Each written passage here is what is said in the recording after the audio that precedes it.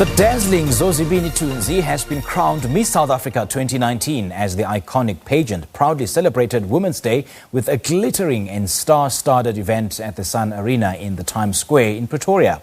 Our producer Tapelo Moela and camera person Stelum Kize attended the ceremony and filed this insert for us. Congratulations as the newly crowned Miss SA. Tell us, how do you feel? Sure, like I've been saying the whole night, it's insane.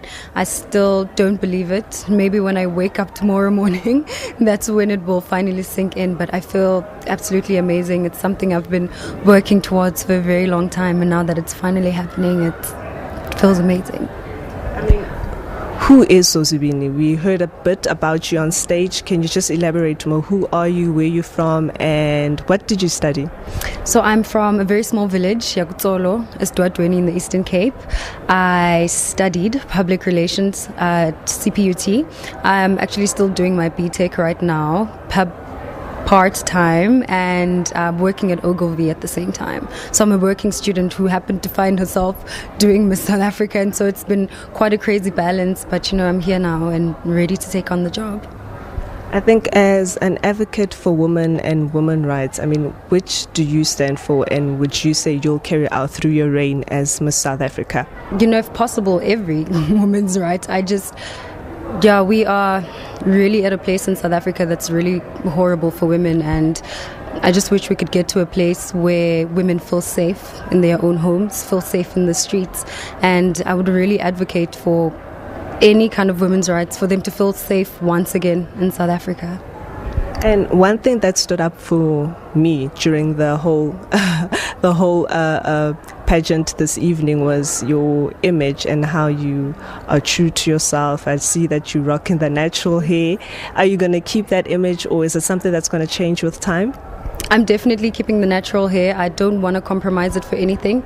I've been like this for the past 2 years, and it's a decision that I took.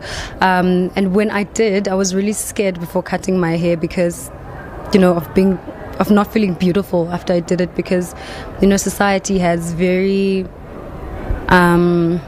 this is what I'm looking for. It's very confused when it comes to the term beauty, and so I was scared, but I decided to cut my hair anyways, and I was so amazed at the person that was looking back at me. I felt so beautiful doing it, and I just wanted to carry it out through into the competition, because you can be beautiful however you want to look. I know as a Miss South Africa you need to probably give back to a charity organization. Which charity organization would you be focusing on? Sure, you know what, I don't really have a charity at the top of my head right now, but it would definitely have to be children and education. I really want to focus my time on that, because I believe every South African child deserves to, have a quality education. I'm where I am today because I got an education, and that's where I really want to focus my time on. And you'll be representing women on an everyday basis. What would you like them to take away from that? Sure, I was just saying that I just wish women knew and understood that really it's our responsibility to just take over from where the women of 1956 left off. To continue breaking those barriers, to continue kicking those doors that have been closed to us for a very long time. And I really want them to know that we can actually do it. It's been done before, and the baton has been passed on to us, and we really, really need to keep pushing.